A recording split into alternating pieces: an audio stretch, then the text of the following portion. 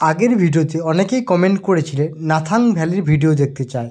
তো তাদের জন্য আজকে নাথাং ভ্যালির ভিডিও, এবং নাথাং ভ্যালিটা দেখতে কতটা সুন্দর লাগছে সেটা তোমরা দেখতে পাচ্ছ। অলরেডি বোর্ডিং স্কুল চালু হয়ে গেছে, সামনে ওটা প্লেগ্রাউন্ড আর ওটা স্কুল।